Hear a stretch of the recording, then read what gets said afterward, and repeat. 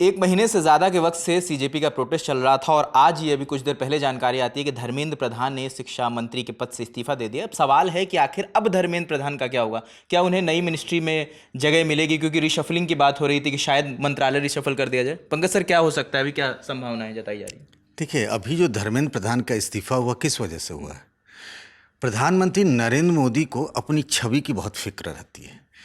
ये जो चिंता थी कि क्या होगा, सरकार उसकी पूरी तमाम साख और बीजेपी जिसके बारे में कहा जा रहा था, खतरा उनके दरवाजे तक पहुंचा था। धर्मेंद्र प्रधान कौन है? धर्मेंद्र प्रधान बहुत इंडिस्पेंसिबल टाइप के हो गए थे।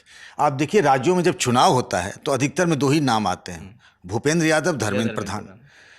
इतने आंदोलन के बावजूद भी उनको बचा कर रखा गया था कि उनकी छवि बची रहे, लेकिन उनका इस्तीफा हो गया है। अब वो क्या है ना कि ये जो तमाम देश भर में आंदोलन हो रहे हैं तो वो एक प्रतीक बन गया है। मतलब एक तरीके से कहें ना, आज की तारीख में ये जो जेन जी जिसका प्रोटेस्ट कवर कर रहे हैं पिछले दिनों से, उसके लिए वो एक विलेन है। मीम चल रहा था। मैं अभी जब लौट के, जब तक इस्तीफा नहीं है तो कुछ देर पहले कि क्या धर्मेंद्र प्रधान के रिजिग्नेशन का पेपर भी लीक हो गया है, इस तरह की बातें मतलब सब तरफ यही हो रही थी।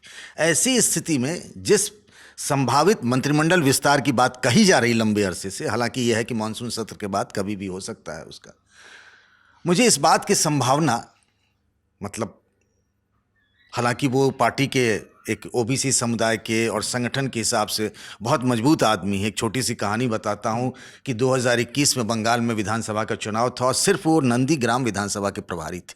उनको भेजा गया था कि अब ममता बनर्जी को चुनाव हराना है। शुभेंदु अधिकारी थे और मैं वहाँ गया था कवरेज के लिए, और रोज़ हमारी रात में होटल में मुलाकात होती थी और उन्होंने कहा कि हम जीत रहे हैं। तो वो ना इस तरह के टास्क को अचीव करते थे।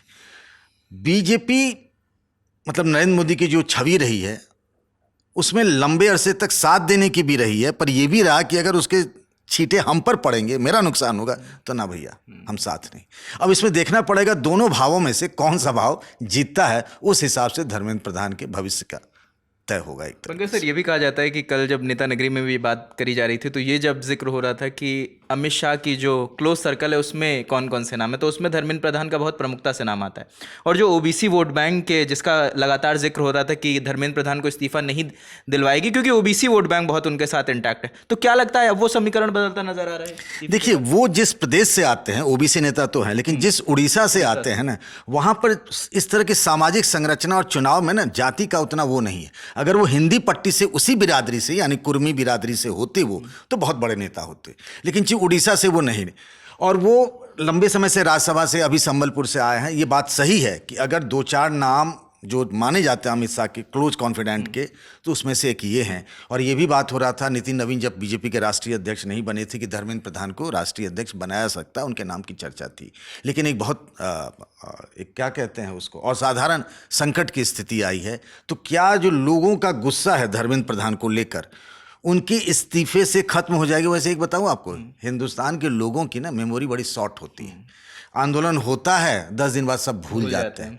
अगर वो फिजल आउट कर गया तो मुझे लगता है कि धर्मेंद्र प्रधान को जिम्मेदारी मिल सकती है किसी और तरीके से, किसी और रोल में। नया शिक्षा मंत्री कौन होगा, कौन संभावित नाम, ये शायद सवाल अभी के लिए जल्दबाजी होगी पूछना। जानते हैं रजत बाबू, शिक्षा मंत्रालय जो पहले मानव संसाधन मंत्रालय भी था, ये मोदी सरकार के लिए बड़ा वो है, बहुत मामला गड़बड़ रहा है। आज की डेट में तो गले का फांस ना, इससे पहले भी स्मृति ईरानी थी, उनका भी बहुत अंतर्यन से एग्जिट हुआ। रमेश पोखरियाल निशंक थे, उनका भी यही हाल रहा। उसके बाद प्रकाश जावड़ेकर, सीनियर मिनिस्टर, वो मंत्री से, मंत्रालय से क्या हटे, अब तो अब वो दिखते भी नहीं। आपने देखा लंबे अरसे से प्रकाश जावड़ेकर को, तो पता नहीं, ऐसा लगता है ये अपशगुन टाइप का, इसको जो भी छूता है ना उसका करियर ग्राफ नीचे चला जा रहा है। अब पता नहीं किसको ये जिम्मेदारी मिलने वाली। और एक महत्वपूर्ण बात, शिक्षा मंत्री चाहे जो भी होता है, उसका संचालन कैसे हो, शिक्षा मंत्रालय कैसे चले और कैसे उसमें तैनाती वीसी से लेकर तमाम बड़े पदों पर, उसमें आरएसएस का एक बड़ा रोल रहा है। जब भी बीजेपी की सरकार होती है, संघ का उसमें बहुत बड़ा रोल होता है।